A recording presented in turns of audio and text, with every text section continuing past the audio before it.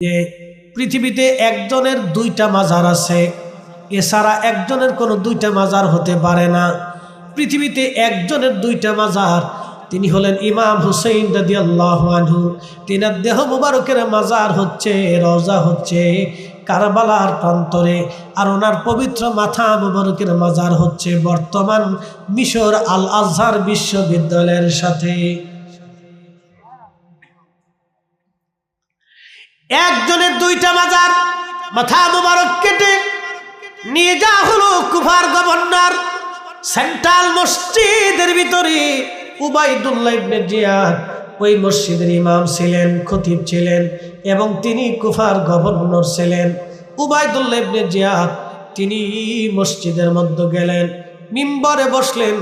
আহলে বাইতে রাসূলের পবিত্র মাথা মুবারক সে তার মিম্বরের নিচে, তার মাথা মুবারক তার পায়ের সামনে রেখে দিয়েছে।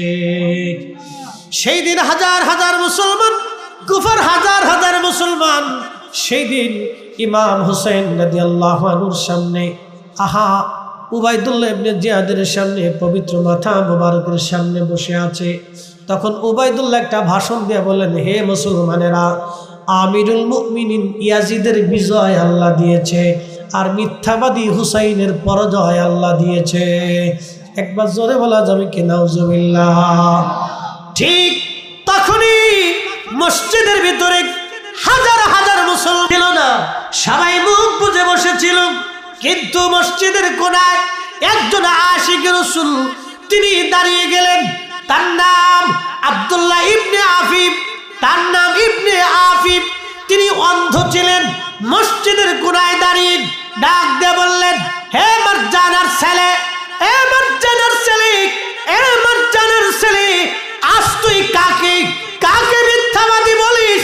তিনি আমার রসুলের আওলাদ, আহলে বাইতে রাসূল, আহলে বাইতে রাসূল, তিনি আমার নবীর আওলাদ।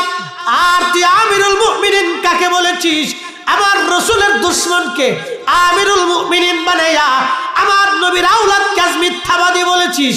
এ মারজানার ছেলে, আল্লাহর কসম করে বলি, আমি ইবনে আফিফের চোখ যদি ভালো থাকতো, আমি যদি অন্ধ না হতাম, আজকে মসজিদের মধ্যে তোকে কতল করতাম, হত্যা করতাম, প্রতিশোধ আমি নিতাম। একবার জোরে বলা যাবে কি আল্লাহু আকবার? যার কারণে গত সৃজন রে দেখো, চন্দ্র সূর্য তারা শূন্য ভরে, আসে অচল নিশ চলে ধরা ধরে, নবী পদবিনে ভাব সবই মিশে।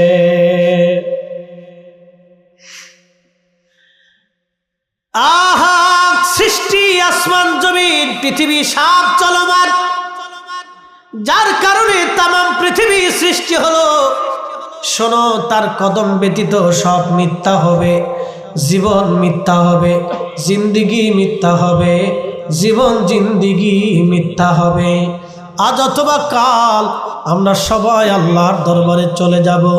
ওয়া ইন্না ইলাইহি রাজিউন, আমরা সবাই ফিরে চলে যাব আল্লাহর কাছে। ইবনে আফিফ আল্লাহর কাছে চলে গেল, কিন্তু তিনি হুব্বে রসুল নিয়ে কবরে চলে গেল, হুব্বে রসুল নিয়ে কবরে চলে গেল। হযরত ইমাম হুসাইনের পবিত্র মস্তক কুফার সেন্ট্রাল হাউসে নিয়ে যাওয়া হলো। উবাইদুল্লাহ ইবনে জিয়াদ একটা লাঠি দিয়ে মাথার মধ্যে বাড়ি মারতেছিল, মুখের মধ্যে টুকা মারতেছিল, চোখের মধ্যে আঘাত করতেছিল, আর বলতেছিল, হুসাইন বুঝতে পারলি ইয়াজিদের সঙ্গে যুদ্ধ করার ফলাফল কি হয়? হুসাইন বুঝতেই তো পারলা। এখন ওই মজলিসের ভিতরে হাজার হাজার মুসলমান সবাই সরকারি সুবিধা নেওয়ার জন্য আসছে, কিন্তু নবীর একজন সাহাবী ছিলেন, তার নাম যায়েদ ইবনে আরকাম রাদিয়াল্লাহু আনহু। তিনি যুবককালে আল্লাহ নবীর দরবারে দীর্ঘদিন কাটিয়েছিলেন। যখন ইমাম হাসান হুসেইন দেখতে ছোট, খেলাধুলা করতেন, কোলে পিঠে করে নবী নিয়ে ঘুরে বেড়াইতেন, তখন যায়েদ ইবনে আরকাম যুবক ছিলেন। ইমাম হুসেইন যখন বয়স হয়ে গেল, তারা যখন শহীদ হলেন, তখন যায়েদ ইবনে আরকাম বৃদ্ধ হয়ে গেছেন। লাঠির উপরে ভর দিয়ে বৃদ্ধতার কারণে লাঠির উপরে ভর দিয়ে ধীরে ধীরে এক নজর ইমাম হুসাইনকে দেখার জন্য আসছে।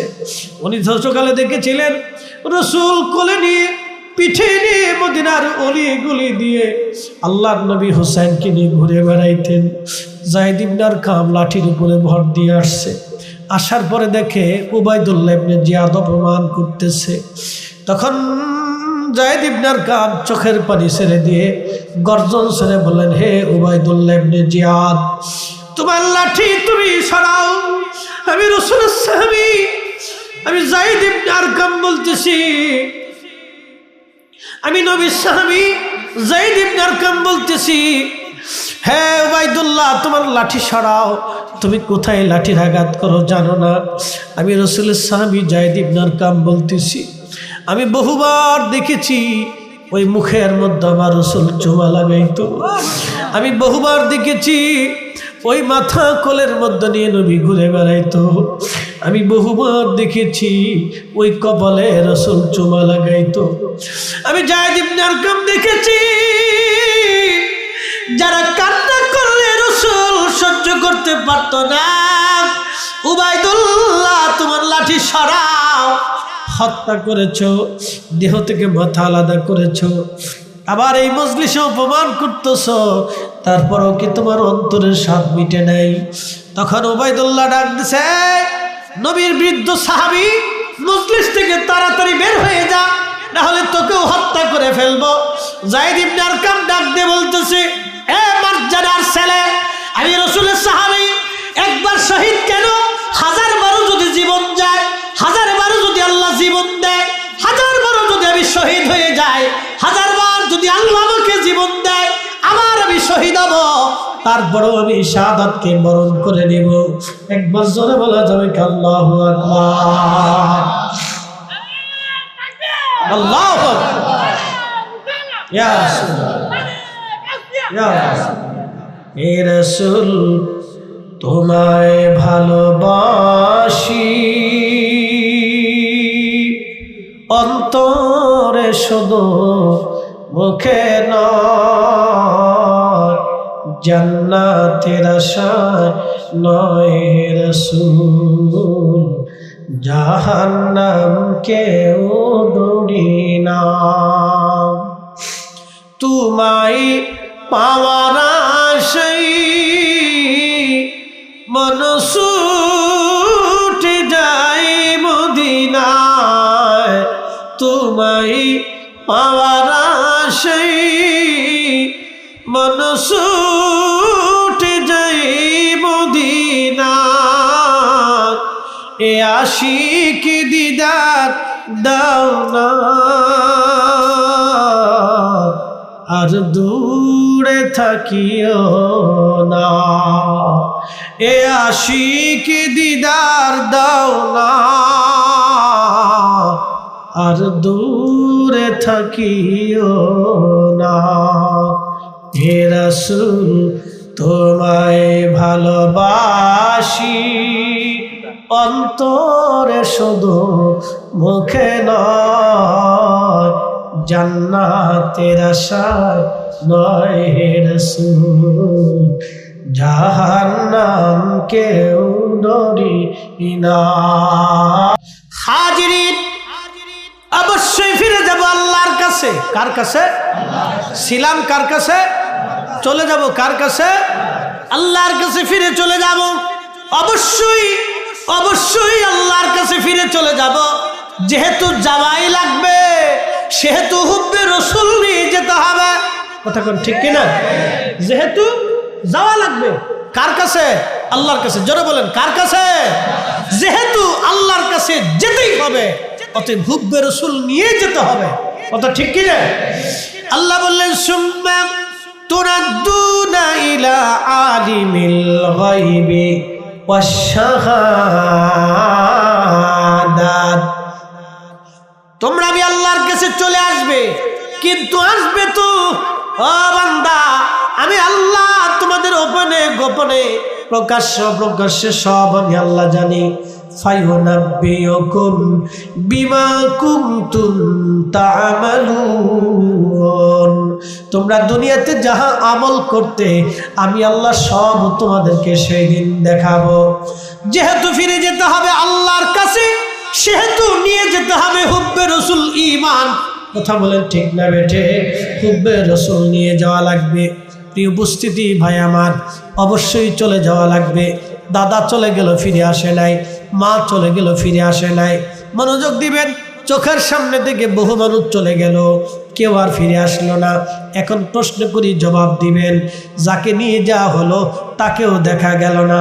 বলে আপনার ভিতরে যে আছে তাকে নিয়ে যাওয়া হবে, কেউ দেখবে না। কোন রাস্তা দিয়ে নেওয়া হলো রাস্তাও দেখা গেল না। যিনি নিলেন মালাকুল মউত তাকেও দেখা গেল না। কিন্তু নিয়ে গেল সত্য,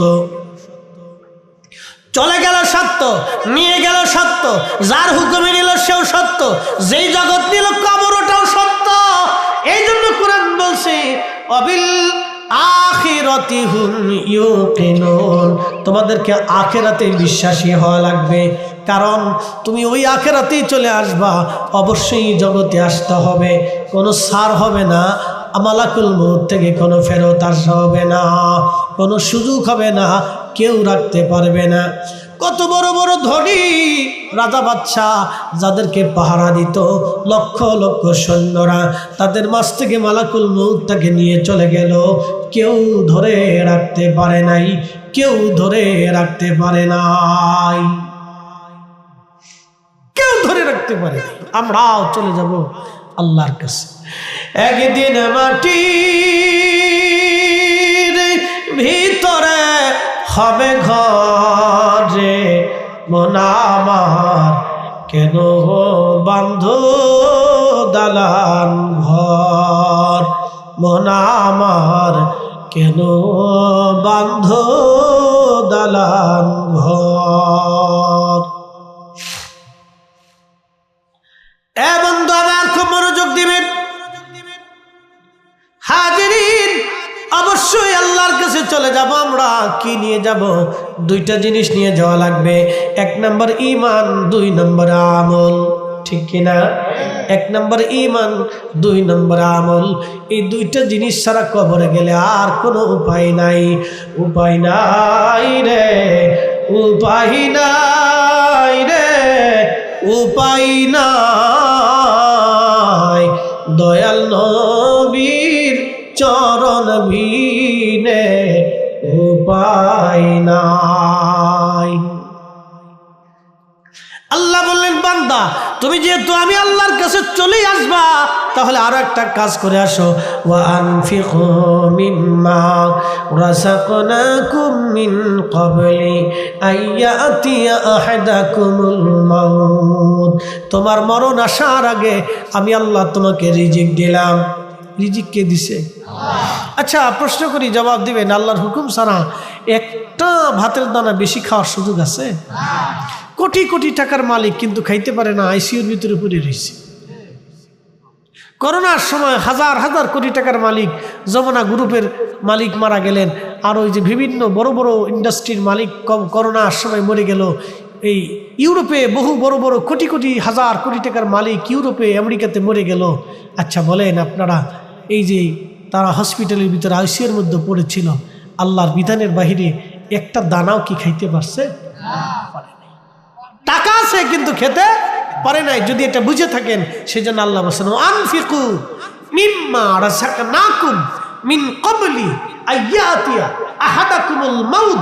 তোমার মৃত্যু আসার আগে তুমি তোমার রিজিক থেকে আল্লাহর পথে ব্যয় করে যাও, খরচা করে যাও।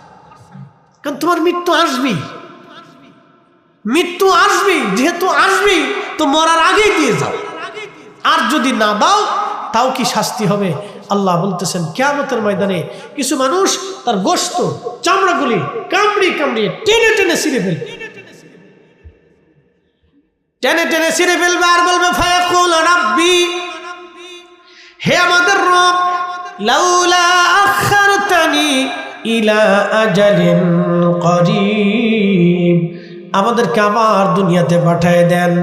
আমাদের হাসর আর সহ্য হইতেছে না আল্লাহ, এই শাস্তি আর সহ্য হইতেছে না আল্লাহ, দুনিয়াতে 1 ইঞ্চি জায়গাও যদি আপনি কারো অন্যায়ভাবে নিয়ে যান, কিয়ামতের ময়দানে আপনার গলার মধ্যে ওই ইঞ্চি মাটি সহ যত হাত মাটি আপনি নেবেন, একবারে সপ্ততম পর্যন্ত নিচে পর্যন্ত নিয়ে সমদীয় মাটিগুলি আপনার গলার মধ্যে ঝুলাই দেওয়া হবে। আর আপনি হাসরের ময়দান ভরে ভরে এই মাটি নিয়ে ঘুরতে থাকবেন। একসাথে বলবেন আল্লাহ, জোরে বলেন আল্লাহ। বিশ্বাস হয় আপনাদের? এই কথাগুলি বিশ্বাস হয়? কে বলেছে? আল্লাহ রাসূল বলেছে। জীবনে কোনোদিন একটা মিথ্যাও তিনি বলেন নাই। তিনি বলে গেছেন দুনিয়াতে যারা মানুষের হক নষ্ট করে, সম্পদ নষ্ট করে, তাদের যে কি করুণ পরিণতি হবে আমি জানি না, খুব ভয়াবহ হবে। গোষ্ঠগুলি কামড়ে টেনে ছিঁড়ে ফেলবে আর বলে, ইয়া রাব্বি, আমাদেরকে আবার দুনিয়াতে পাঠান, ফাআসসাদদাকা, বেশি বেশি করে দান করব, ওয়া আকুম মিনাস সালিহিন, আর নেককারদের অন্তর্ভুক্ত হয়ে যাব। আল্লাহ সেই দিন ডাক দিয়ে বলবে, আর শুনুন, জিন্দেগি তোর যাইরে ফাঁকি দিয়া রে সোনার জিন্দেগি তোর যায় ফাঁকি দিয়া। ও আদম রে,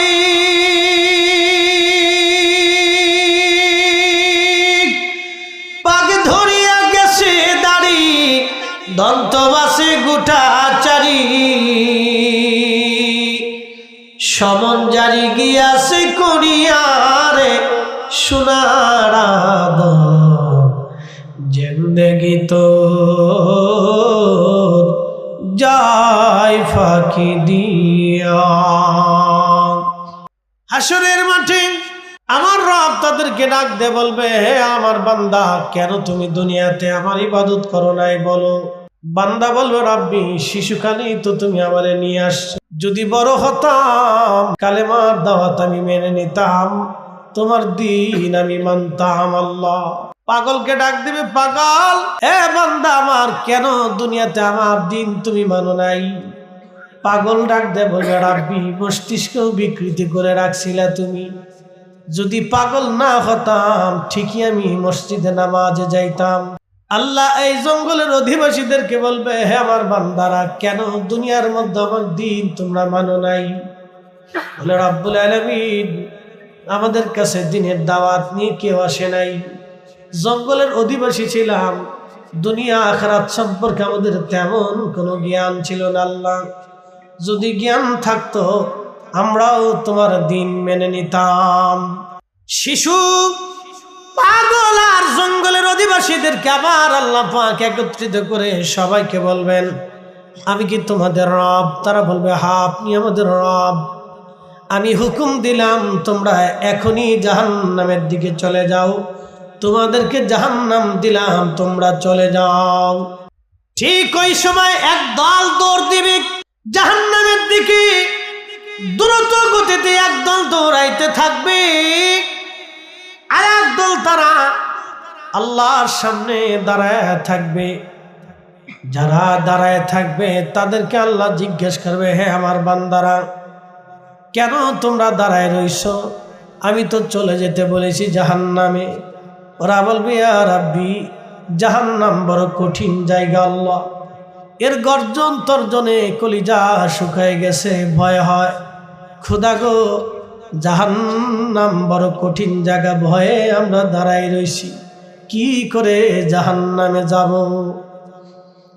যারা জাহান্নামের দিকে যাচ্ছে আল্লাহ ডাক দিবে, এ বান্দা দাঁড়া, তোমরা দৌড়ে জাহান্নামের দিকে যাচ্ছ কারণ কি?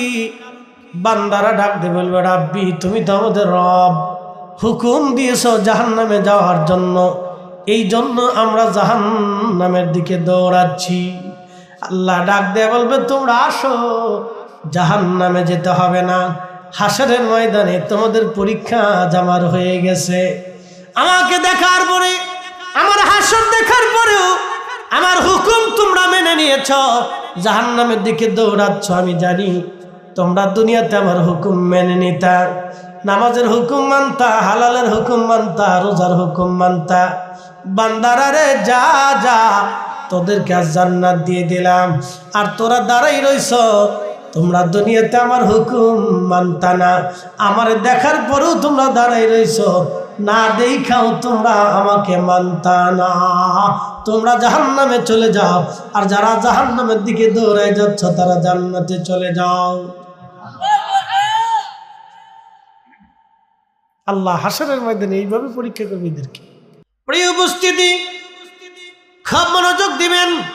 আমাকে বলা হয়েছে হুজুর ইমাম হাসান হুসাইনের জীবনী নিয়ে কিছু কথা বলার জন্য, শুনে যাবেন। আজ প্রিয় নবীজি ইন্তেকাল করবেন ঠিক এমন সময় ফাতিমাতুজ জাহরা রাদিয়াল্লাহু আনহা বসে বসে কাঁদতেছিলেন।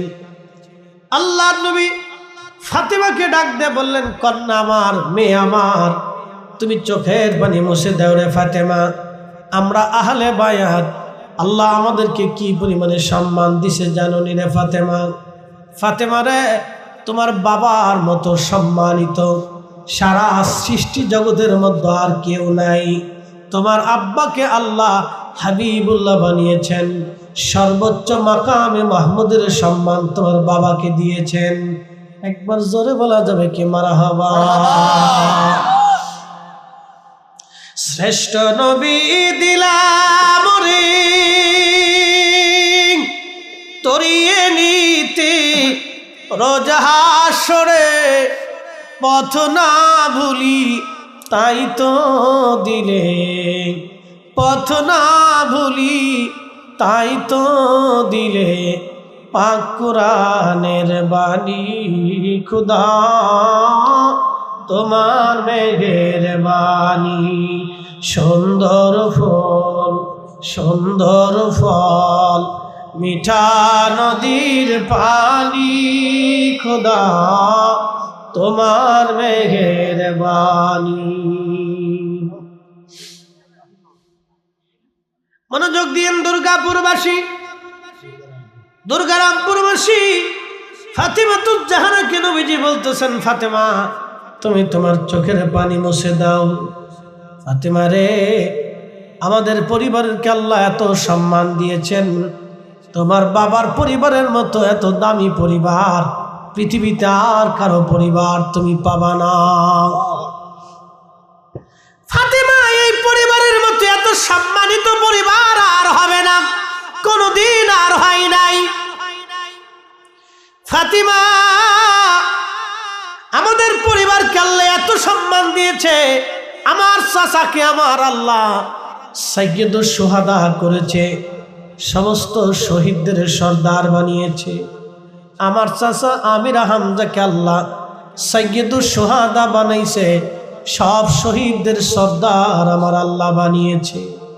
ফাতিমা, আরে তোমার চোখের পানি তুমি মুছে দাও। ফাতিমা, আল্লাহ রাব্বুল আলামিন, আহা, আমার একটা চাচাতো ভাই আল্লাহ দুনিয়াতে দিয়েছে, তার নাম জাফর। মুতার প্রান্তরে আমার জাফর শহীদ হয়েছিল। আমার জাফর কালেমার পতাকা উড্ডীন রাখার জন্য আমার জাফর দুইটা হাত কাফেররা তার কেটে ফেলে দিয়েছিল। হাতের বদৌলতে আমার জাফরের দুইটা হাতের বদৌলতে আমার আল্লাহ আমার জাফরকে দুইটা পাখা বানিয়ে দিয়েছে। ওই পাখা দিয়ে উড়ে উড়ে আমার জাফর আল্লাহর জান্নাতের যেখানে খুশি সেখানে পাখা দিয়ে উড়ে উড়ে আমার জাফর উড়ে বেড়ায়। আল্লাহ, ফাতেমারে, আমার এই পরিবারের চাইতে এত বড় দামি পরিবার আল্লাহর কাউকে দেয় নাই। ফাতেমা, তুমি শুনে রাখো রে ফাতেমা, আল্লাহ তোমার একটা স্বামী দিয়েছে। ফাতেমা রে, তোমার স্বামী আমি নবী পছন্দ করি নাই, তোমার স্বামীর ব্যাপারে আমার আল্লাহ নিজে পছন্দ করেছে। তোমার বিয়েটা আমি নবী নিজে দেই নাই, এটা আল্লাহর পছন্দ অনুযায়ী হয়েছে। একবার জোরে বলা যাবে কি আল্লাহু আকবার। ফাতিমা, চোখের পানি মুছে দাও। আল্লাহ তোমাকে সাইয়্যিদাতুন নিসাই আহলিল জান্নাহ বানিয়েছে।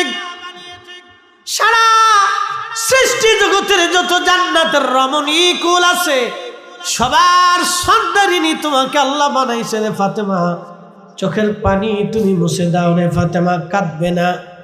আল্লাহ তোমার দুইটা সন্তান দিয়েছে, একটা সন্তানের নাম হাসান আর একটা সন্তান হুসাইন।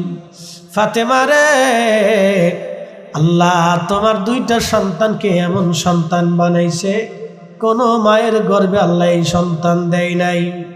আল হাসানু আল হুসাইনু সাইয়্যিদা শাবাবি আহলিল জান্নাহ। আমার হাসান আর হুসাইন দুইজন জান্নাতের যুবকদের সর্দার। একবার জোরে বলা যাবে কি মারহাবা। আল্লাহুম্মা সাল্লি আলা সাইয়্যিদিনা মাওলানা মুহাম্মদ ওয়া আলা আলি সাইয়্যিদিনা।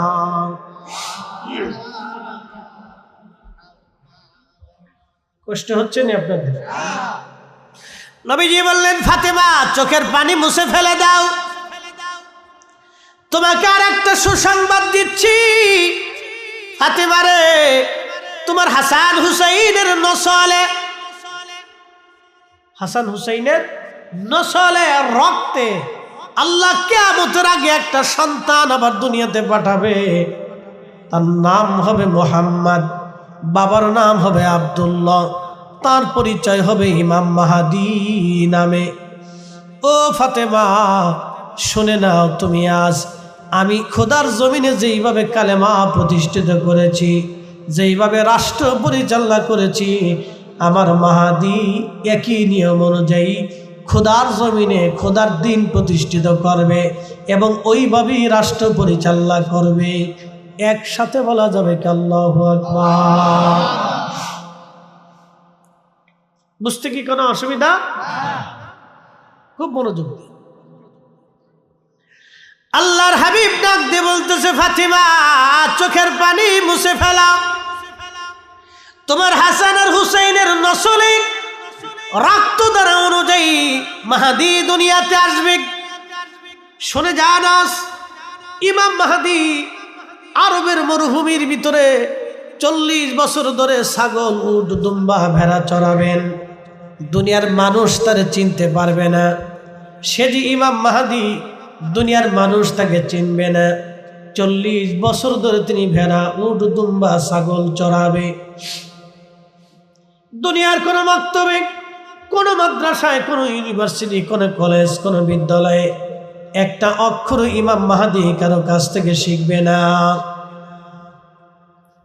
আল্লাহ নবী বললেন, 40 বছর যেই দিন পূর্ণতা পাবেন, সূর্য ডুবে যাবে, রাত্রিবেলা ইমাম মাহাদির কলিজার ভিতরে, কালবের মধ্যে আমার আল্লাহ পৃথিবীর সব বিদ্যা ইমাম মাহাদির কালবের ভিতরে আল্লাহ দিয়ে দিবে।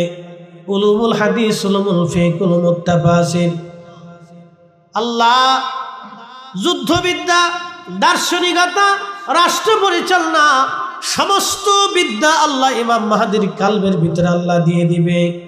একটা কথা এখান থেকে বুঝে যাবেন, এক রাতে সব বিদ্যা আল্লাহ তাকে দিবে।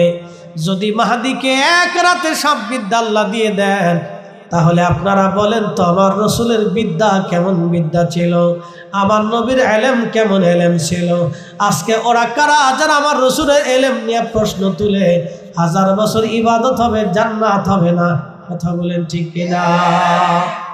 আপনার বাবা কবরে প্রতীক্ষায় বসে আছে, সন্তান বুঝে আমার জন্য দোয়া করবে, কিন্তু নাফরমান সন্তান দোয়া না করেই চলে যায়। আর এক প্রকার নাফরমান আছে তো দোয়া মানেই না। কি কথা কর না কেন? এক প্রকার আছে দোয়া বাদই দিয়ে দিচ্ছে, ও মানেই না, ও বেনামাজি। শোনেন, বেনামাজি সে এই 10 বছর যদি নামাজ না পড়ে, তাহলে 11 বছরের মাথায় পড়ানোর সম্ভাবনা থাকে। বলে কারণ কি? ও বেনামাজি, পড়ে না, বিভিন্ন আলসেমির কারণে, শয়তানের কারণে, এটার কারণে, সেটার কারণে পড়ে না। বুঝাই সুঝে ধরে পড়লে পড়ানো যায়, কিন্তু যে নামাজ মানেই না তারা আপনি জোর করেও পড়াইতে পারবেন না। কি কথা ঠিক কিনা? যে দোয়া আলসেমির কারণে করে না, তারে টুকটাক কম বেশি একটু করানো যাবে। আর যে দোয়া মানে না, ও মরার আগ দিন পর্যন্ত দোয়া করে না। কি কথা কোন ঠিক কিনা? এই জন্য যে মানে না তার সাথে আমাদের যুদ্ধ, যে মানে না তার সাথে যুদ্ধ। উলাইকা আলা হুদাম মির রাব্বিহিম ওয়া উলাইকা হুমুল মুফলিহুন।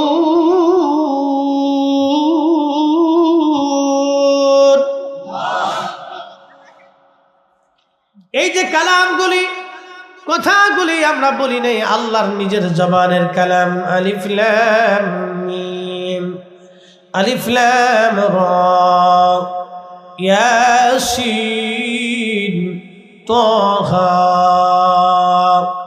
নুন, কাফ হা ইয়া আইন সাদ।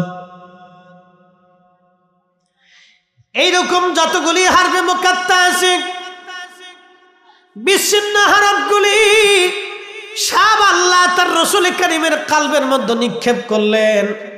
এখন আপনাদেরকে বলি, জবাব দিবেন। যখন কোরআন শরীফ নবীজির কলবে আসলো, কোন রাস্তা দিয়ে আসছে দেখা যায় নাই, কে পাঠাইলো তাকেও দেখা যায় নাই। কিন্তু যখন কোরআন কলবে মুবারকের মধ্যে এসেছে, কোরআন নাজিল শেষ হয়ে যাওয়ার পরে নবীজি বললেন, ও আমার উম্মতেরা, সাহাবীরা শোনো, দালিকাল কিতাবু লা রাইবা ফীহি হুদাল লিল মুত্তাকিন। ও হ্যাঁ, এমন এক কিতাব যে কিতাবের মধ্যে কোনো সন্দেহ নাই, সংশয় নাই, সেই কিতাবটা হলো মুত্তাকিনদের জন্য হেদায়েত। তখন একটা সাহাবীও দাঁড়ায় বলে নাই, হুজুর কোন রাস্তা দিয়ে কোরআন আসলো দেখলাম না, আল্লাহ দেখলাম না, তাহলে এই কথাগুলি আমরা কেমনে মেনে নেব? এটা কি আল্লাহর কথা নাকি আপনার কথা? ওগো নবী, আমরা মানতে পারলাম না। কোন সাহাবী কথা বলে নাই বিনা বাক্যে, বিনা শর্তে। রাসূল বলেছে এটা কোরআন, সাহাবীরা মেনে নিয়েছে এটা কোরআন। কথা বলেন ঠিক কিনা? তাহলে বলেন, সাহাবীরা কি আগে কোরআন চিনেছে না রাসূল চিনেছে? যারা বলেন, আগে আল্লাহ চিনেছে না রাসূল চিনেছে? রাসূল চিনেছে। কোন পাহাড় দেখে, পর্বত দেখে, কারো চেহারা দেখে সাহাবায়ে কেরাম আল্লাহ চিনে নাই, আল্লাহ চিনেছে রাসূল দেখে, আখিরাত বুঝেছে রাসূল দেখে। এই কোরআনে আল্লাহ ওয়াজ করছেন না? কষ্ট হইতেছে আপনাদের? বুঝে যান, 2 মিনিটই বুঝে যান। আল্লাযীনা ইউমিনুনা বিল গায়বি ওয়া ইউকিমুনাস সালাতা ওয়া মিম্মা রাযাকনাহুম ইউনফিকুন। আল্লাহর কোরআনে আল্লাহ বলতেছেন, হুজুর তারা সফল কাম হবে, তারা কামিয়াব হবে কারা? সর্বপ্রথম ইউমিনুনা বিল গায়ব, গায়বের উপরে যারা ঈমান আনবে, যেটা পঞ্চ ইন্দ্রিয় দ্বারা দেখা যায় না, ধরা যায় না, ছোঁয়া যায় না। যেমন আগামীকাল কি হবে আমরা জানি না, কবরে কি হবে আমরা দেখি না, হাসরে কি হবে আমরা দেখি নাই, আল্লাহ আছে আমরা দেখি নাই, ফেরেশতা আছে দেখি নাই, কেরামান কাতিবিন আছে দেখি নাই, ফেরেশতা মুনকার নেকির কবরে আসবে দেখি নাই, আজরাইল আসছে দেখা যায় না, জিবরাইল আসছে দেখা যায় না, কুরআন কোন রাস্তা দিয়ে আসলো দেখা গেল না। তখন আল্লাহর নবীর সাহাবীরা একটা বাক্য বলে নাই, তারা বিনা বাক্যে আল্লাহর এই কথাগুলি রাসূলের জবান দিয়ে বিশ্বাস করে নিছে। তার মানে আগে তারা নবী মানছে। কথা কন না কেন? আগে কারে মানছে? রাসূল মানছে। জোরে বলেন, কাকে মানছে? রাসূল মানছে। নবী দেখে আল্লাহ চিনে ফেলছে, আখিরাত বিশ্বাস করছে, যে কবরে সওয়াল জবাব হবে। রাসূল বলছে এটাই ঠিক, নবী বলছে এটাই ঠিক। তার মানে আল্লাহ রাসূলের প্রতি তাদের 100% পিওর বিশ্বাস ছিল। কি কথা কন না? রাসূল মানছে তারা। আপনাকে আরো বুঝিয়ে দিচ্ছি। ওয়াল্লাযীনা ইউমিনুনা বিমা উনজিলা ইলাইকা ওয়া মা উনজিলা মিন ক্বাবলিক। নবীজি সফল কাম তারা হবে যারা আপনার উপরে যেই কিতাব নাজিল হয়েছে, এই কোরআন আপনার উপরে নাজিল হয়েছে, যারা বিশ্বাস করবে, এবং আপনার পূর্বে যত নবী এসেছিল তাদের উপরে যে কিতাব নাজিল হয়েছে এইগুলির উপরে যারা ঈমান আনবে। এরপর আল্লাহ বললেন, ওয়াবিল আখিরাতি হুম ইউকিনুন, যারা আখিরাতে বিশ্বাসী হবে। এখন আপনারা আখিরাত দেখছেন, কে বলছে? রাসূল বলছে। জোরে বলেন, কে বলছে? আল্লাহ কি এসে সরাসরি কোরআন শিক্ষা দিছে? আল্লাহ তার রাসূলের কলবে নাজিল করছে, নবীজি জবান দিয়ে বলছে। তো রসুল বলছে সাহাবী কিরামের কাছে, সাহাবীরা কিন্তু আল্লাহ দেখে নাই, কবরে কি হবে তাও দেখে নাই, ফেরেশতাও দেখে নাই। কারে দেখছে? নবী দেখছে।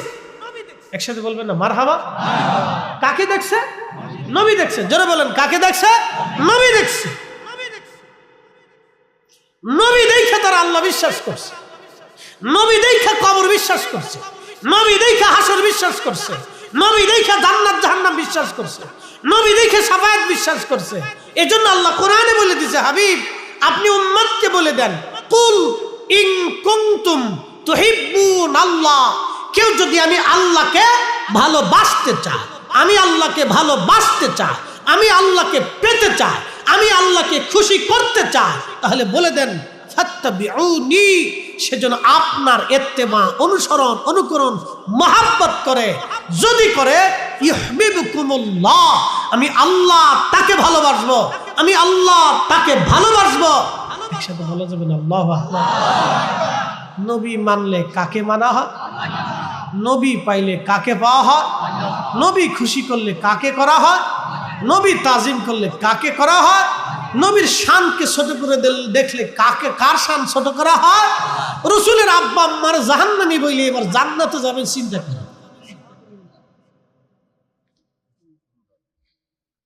এর উপরে দলিল আমি আর দিতে পারবো না। ওয়াজ করলে কি লাভ, শুনলে কি লাভ? ওয়াজ করলে কি লাভ, শুনলে কি লাভ? লাভ হবে তার আমলে, আমলেও লাভ হবে না নবী প্রেম না থাকলে দিলে, ঠিক কিনা? নবী প্রেম থাকলে দিলে লাভ হবে কম আমলে। সুপারিশ করবেন নবী রোজ হাসরের ময়দানে, জ্ঞানী যারা বুঝে তারা শুধু ইশারায়, নাদানের বুঝাইতে পরে আছে কে কোথায়। জ্ঞানীর মতো জ্ঞানী হলে অল্প কথাই বুঝে, কসুর মতো কসু হলে অল্প জালে সিজে। কথা কোন ঠিক কিনা? বিশ্ববিখ্যাত বাদশা ওমর ইবনে আব্দুল আজিজের জমানাতে এক লোক গভর্নর, খলিফা তাকে ডাকলেন, তুমি আসো। খলিফার সামনে বসার পরে বললেন, গভর্নর, মুসলমানদের গুরুত্বপূর্ণ পদে একজন কাফেরকে তুমি কি করে দায়িত্ব দিতে পারো? অর্থাৎ তখন তো মুসলিমদের খেলাফত, ধরেন গোয়েন্দা ডিভিশনের প্রধান, একজন কাফেরকে যদি করা হয় তাহলে রাষ্ট্রের গুরুত্বপূর্ণ গোপন তথ্যগুলি কাফেরদের কাছে চলে যাবে। তখন রোমানদের সাথে যুদ্ধ চলতেছিল, পার্সিয়ানদের সাথে যুদ্ধ চলতেছিল। ওমর ইবনে আব্দুল আজিজ বললেন, তুমি কি করে একজন কাফেরকে দায়িত্ব দাও? তখন গভর্নর বলল, হ্যাঁ খলিফাতুল মুসলিমিন, আল্লাহ আপনাকে মাফ করে দিন, আপনি কি জানেন না রাসূলের আব্বা আম্মা কাফের ছিল? শোনেন, আমার দিকে তাকান, ভালো করে শুনেন। তখন ওমর ইবনে আব্দুল আজিজ রাদিয়াল্লাহু আনহু, যাকে মুসলমানদের দ্বিতীয় ওমর বলা হয়, ইসলামের প্রথম মুজাদ্দিদ, ইসলামের প্রথম মুজাদ্দিদ, কোনো মা ওমর ইবনে আব্দুল আজিজ আর জন্ম দিতে পারবে না। তখন তিনি বলতেছিলেন, আহ ঠিকই ভাবে, আহ লিসানাক, তোর জিভ কেটে ফেলতাম,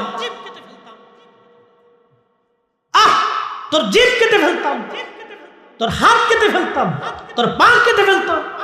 তুই রাসূলের আব্বা আম্মাকে কাফের বলতেছিস? তার অনুভূতি দেখছেন, ঈমান দেখছেন? তোর জিভ কেটে ফেলতাম, তোর হাত কেটে ফেলতাম, তোর পা কেটে ফেলতাম, তুই রাসূলের আব্বা আম্মাকে কাফের বলতেছিস? দোহানো ফরমান, মুসলমানদের গুরুত্বপূর্ণ গভর্নরি পদে তোকে রাখাই যাবে না। একসাথে বলবেন আল্লাহু আকবার। না না হয় না, আরেকটু জোরে বলেন। হ্যাঁ আরো জোরে, আরো জোরে, জোরে জোরে হাত উঁচা করে বলেন। আমরা মুসলমান, রাসূলের আশিক, নবীর উম্মত, জীবন চলে গেলেও এই বদ আকীদা আমাদের দেহের ভিতরে প্রবেশ করতে পারবে না। কথা বলেন ঠিক না? আচ্ছা, হিন্দুরা মানুষ না? জোরে বলেন। খ্রিস্টানরা মানুষ না? ইহুদিরা মানুষ না? বৌদ্ধরা মানুষ না? তাদের সাথে আমাদের তফাৎ কোন জায়গায়? তাদের সাথে তফাৎ হলো বিশ্বাস নিয়ে। কথা ঠিক কিনা? হিন্দু যারা আছে সনাতন ধর্মের, তাদের বিশ্বাস হলো এই মাছের দেবতা আছে, গাছের দেবতা আছে, আধারের দেবতা আছে, আলোর দেবতা আছে, তারপরে খাবারের দেবতা আছে, বিদ্যার দেবতা আছে, এই জন্য তারা সরস্বতীর পূজা করে, গণেশের পূজা করে, তারপরে কালীর পূজা করে, মা দুর্গার পূজা করে, এরপরে শিবের পূজা করে, আরও বিভিন্ন প্রতিমা বিভিন্ন ভগবানের নামে তারা বানিয়ে পূজা করতেছে। এটা তাদের ধর্মের বিশ্বাস। কিন্তু এই বিশ্বাস কি আমাদের আছে? তারা মানুষ, তারা ব্যবসা করে, তারা খায়, তাদের বাচ্চা কাচ্চা হয়, তারা মানুষ, লেখাপড়া করে, একই স্কুলে, একই বিদ্যালয়ে, একই বাজারে আমরা একসাথে ব্যবসা করতেছি। কথা বলে ঠিক কিনা? একই খাবার তারা খায়, আমরা যেই খাই হেরাও সেই খায়, আমরা যেই বেগুন ভর্তা এও বেগুন ভর্তা, আমরা যে আলু ভর্তা সে আলু ভর্তা। তো তার সাথে আমাদের ডিফারেন্স হচ্ছে বিশ্বাসগত। খ্রিস্টানদের সাথে আমাদের একই ব্যবসা বাণিজ্য, লেনদেন, উঠা বসা, চলাফেরা, বাণিজ্য লেনদেন, আমদানি রপ্তানি সব ঠিক আছে, কিন্তু তার পার্থক্য হচ্ছে শুধু বিশ্বাসগত। বলে কি? গড আছে, গডের বউ আছে এবং বাচ্চা আছে। তাদের বিশ্বাস আল্লাহ ঠিক আছে, কিন্তু আল্লাহর বউ আছে, আল্লাহর ভোলাভাগ্য আছে। আমরা মুসলমানদের বিশ্বাস আল্লাহর কোন স্ত্রী পুত্র পরিজন কিচ্ছু নাই, আল্লাহ এক। যারা বলেন আল্লাহ কয়জন? একসাথে বলেন কয়জন? কুল হু আল্লাহু আহাদ আল্লাহুস সামাদ। আল্লাহ কারো মুখাপেক্ষী কিনা, আল্লাহ এক। এই জন্য লামাযহাবীদের সাথে আমাদের তফাৎ হচ্ছে, নাজদীদের সাথে আমাদের তফাৎ হচ্ছে বিশ্বাসগত, আকীদাগত। কথা বলেন ঠিক কিনা? অনেক গুরুত্ব। তারা কোথায় হাত দিছে দেখছেন? আল্লাহ রসুলের কলিজার ভিতরে হাত দিছে, রসুলের মহান ইজ্জতের চাদরে পাগড়িতে হাত দিছে। আচ্ছা, আমি রাস্তা দিয়ে যাওয়ার সময় আপনারা যদি পাগড়ি টেনে ফেলে দেন, আমি রাস্তা দিয়ে যাচ্ছি, তো আপনারা পিছন দিক থেকে সাহায্য যায় হুজুরের পাগড়িটা টাইনে ধরে ফেলে দিচ্ছে, তাহলে আমার কি সম্মান করলেন না অপমান করলেন? অপমান হলাম না? তো আল্লাহ রসুলের ইজ্জতের চাদর টেনে টেনে আপনি আল্লাহকে খুশি করতে চান নাকি? এত বলদ মুসলমান কি করে হয়? এই কোরআনটা আমরা যার কালবের মাধ্যমে পাইছি। আল্লাহু আকবার। প্রত্যেকটা সাহাবী রসুল দেখে আল্লাহ চিনেছে। কি কথা বল না কেন? রসুল দেখে আল্লাহ চিনেছে। আচ্ছা বলেন, এখন আসেন, ইয়াজিদের সাথে আমাদের দ্বন্দ্ব কোথায়? জমি নিয়ে, টাকা পয়সা নিয়ে। তো ইয়াজিদ আল্লাহ মানে আমরাও মানি, ইয়াজিদ কোরআন মানে আমরাও মানি, ইয়াজিদ নবী মানে আমরা মানি। কিন্তু ইয়াজিদের সাথে আমাদের তফাৎ হচ্ছে ইমাম হুসাইনকে মোহাব্বত নিয়ে। কথা বলেন ঠিক কিনা? ইয়াজিদের সাথে আমাদের তফাৎ ইমাম হুসাইনের মোহাব্বত নিয়ে। আমরা শুধু আল্লাহ রসুলকে মোহাব্বত করি না, তার প্রত্যেকটা অঙ্গ প্রত্যঙ্গ এবং কি নবীজির চুল মোবারক, দাড়ি মোবারক, নখ মোবারক, চাদর মোবারক, এমনকি আল্লাহর হাবিবের পবিত্র পাগড়ি মোবারকের একটা সুতা মোবারককে আমরা সম্মান করি। কথা বলেন ঠিক কিনা? বন্ধু আমার, এটা যদি হয় আমাদের বিশ্বাস, আমাদের ভালোবাসা, তাহলে ইমাম হুসাইন রাদিয়াল্লাহু আনহুকে আমরা ভালোবাসি। বাবাজি, ইমাম হুসাইনকে মোহাব্বতকে কেন্দ্র করে ইয়াজিদের সাথে আমাদের দ্বন্দ্ব হলো। পুরা পৃথিবীর সব আলেমরা ইয়াজিদকে লানত দিল, লানাতুল্লাহি আলাইহি, তার উপরে আল্লাহর পক্ষ থেকে লানত আসবে। কিন্তু আমাদের অপোজিট একদল মুসলমান, তারাও কোরআন পড়ে, হাদিস পড়ে এবং বিদ্যা শিখে, তারা বলতেছে ইয়াজিদু রহমাতুল্লাহি আলাইহি। জোরে বলা যাবে কি নাউজুবিল্লাহ?